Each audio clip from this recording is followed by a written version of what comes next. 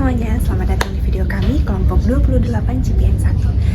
Pada kesempatan kali ini kami akan mempresentasikan atau menyajikan asuhan keperawatan pada kasus kelolaan kami yang kami dapat pada saat klinik, yaitu pada Tuan M berusia 70 tahun dengan coronary artery disease. Pasien datang dengan keluhan sesak, lemah, dan gampang lemas ketika beraktivitas, terutama pada saat berjalan. Pasien memiliki riwayat penyakit keturunan yaitu hipertensi dengan gaya hidup yang kurang sehat atau kurang baik seperti jarang kontrol ke rumah sakit, tidak meminum obat hipertensi dengan konsisten, dan juga tidak meminum obat pengencer darah yang dianjurkan oleh dokter. Nah, alasannya keluarga mengatakan tidak memiliki dana yang cukup atau kesulitan ekonomi.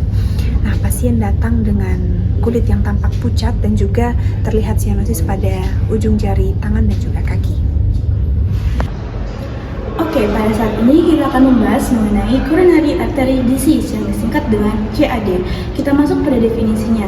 Definisi dari CAD adalah disebabkan oleh aterosklerosis atau penumpukan plak yang disebabkan oleh kolesterol, lemak, sel inflamasi, dan juga kalsium.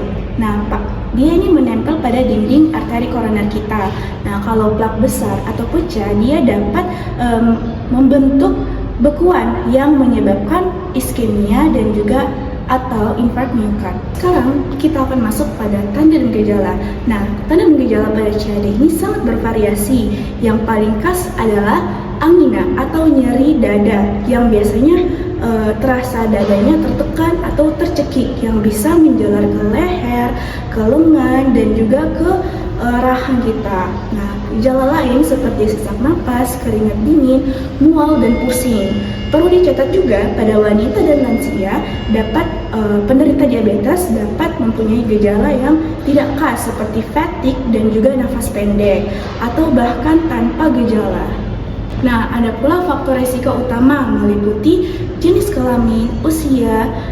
Jenis kelamin tersendiri adalah laki-laki karena resikonya lebih tinggi pada usia muda, dan ada faktor risiko merokok, hipertensi, dislipidemia atau LDL-nya tinggi, diabetes, obesitas, gaya hidup yang tidak bagus, dan riwayat keluarga.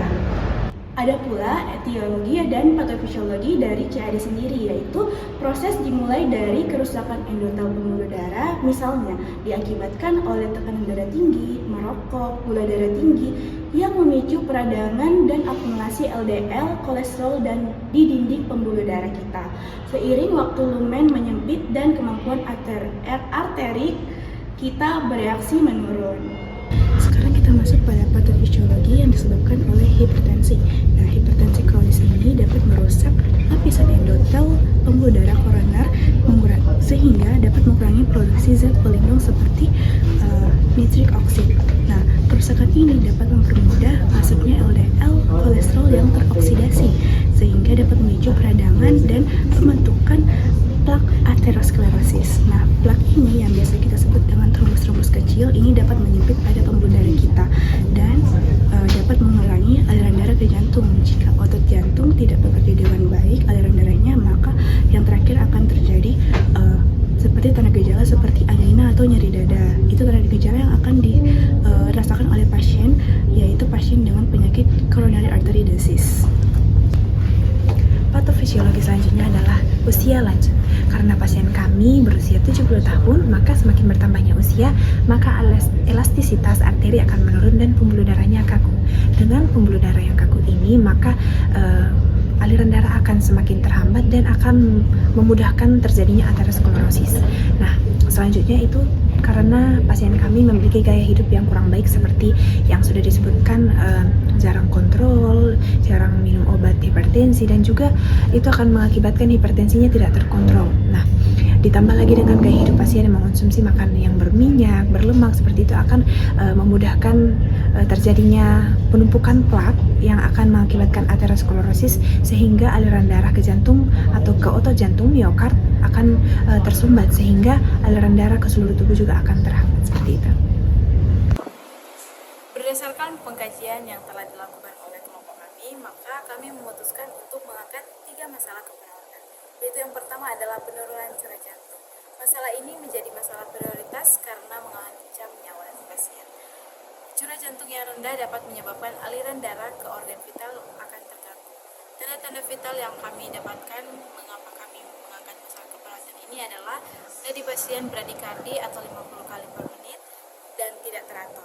CRT lebih dari 3 detik, kulit pasien tampak pucat, sianosis, pasien tampak lemah dan mengatakan sesak saat berjalan. Risiko yang dapat terjadi ketika kita tidak langsung menangani masalah ini adalah bisa menyebabkan hipoksia, shock kardiogenik, dan henti jantung bahkan sampai kematian. Masalah keperawatan yang kedua yang kami angkat adalah perfusi perifer tidak efektif. Masalah ini muncul sebagai akibat dari curah jantung yang rendah, aliran darah dan oksigen ke jaringan perifer tidak optimal.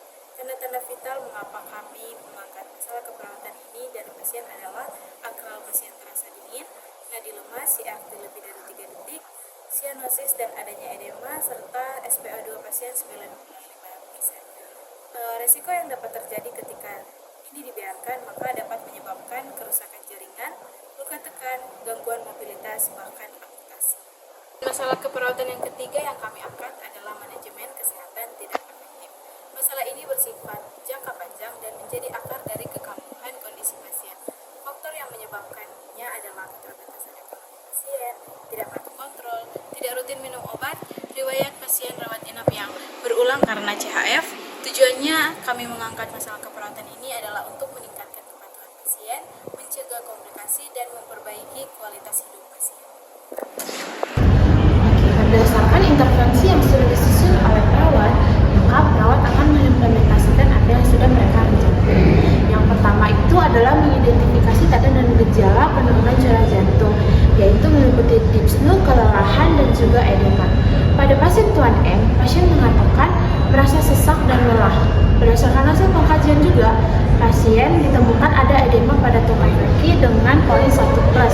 Kemudian, pasien juga diidentifikasi terhadap tanda dan gejala sekunder penurunan curah jantung, seperti pasien mengatakan bahwa pasien memiliki batuk berdahak dan kulit pasien juga tampak pucat.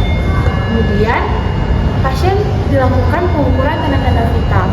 Perawat mengukur tekanan darah, nadi, saturasi, suhu, dan juga pernapasan pasien.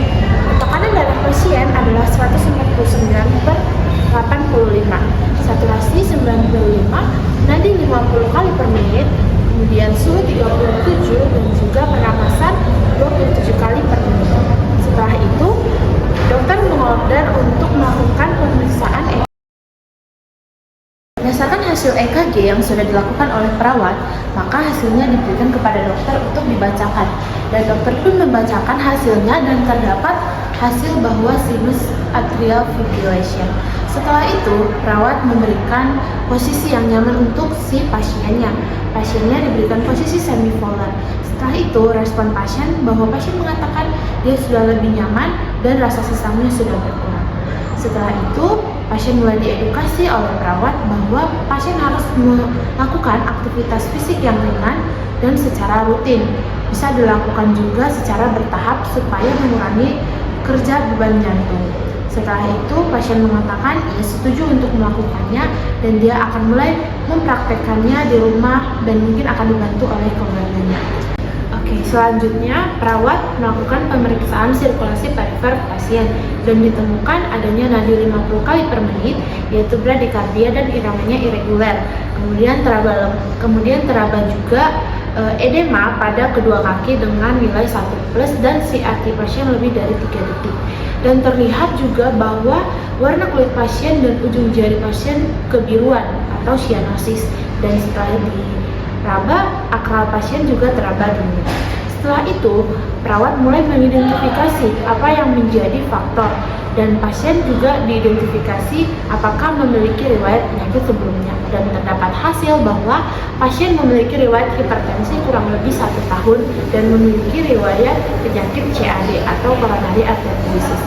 Nah, setelah itu pasien juga dicari tahu bahwa ternyata pasien tidak patuh untuk meminum obat karena adanya keterbatasan ekonomi.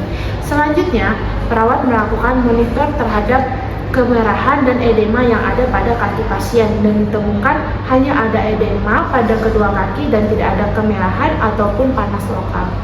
Tindakan yang selanjutnya adalah menghindari pemasangan infus pengambilan darah serta pengukuran tekanan darah pada area yang keterbatasan profesi perifer dan juga adanya edema.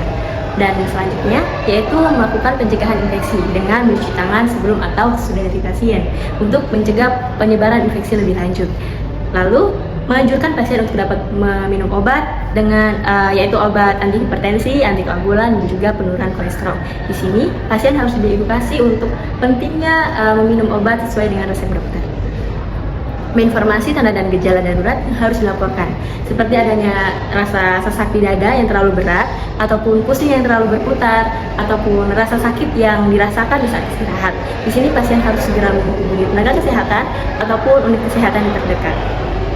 Dan tindakan yang selanjutnya yaitu mengidentifikasi persepsi mengenai masalah dan informasi yang memicu konflik.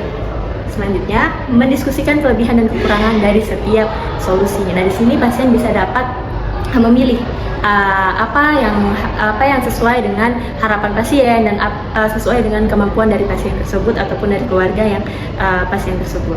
Selanjutnya, memotivasi untuk mengungkapkan tujuan perawatan yang diharapkan. Di sini pasien mampu mengungkapkan harapan dan tujuan dari perawatan dijalani, seperti mengurangi nyeri dada, meningkatkan kapasitas aktivitas, dan mencegah adanya serangan jantung yang berulang.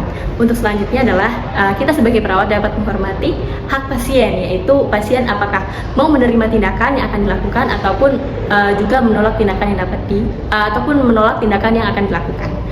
Selanjutnya, memfasilitasi hubungan antara pasien, keluarga, dan tenaga kesehatan lainnya. Di sini akan terjalin komunikasi yang baik antara pasien, keluarga, dan tenaga kesehatan lainnya. Di sini akan pasien merasa didukung dalam proses perawatannya.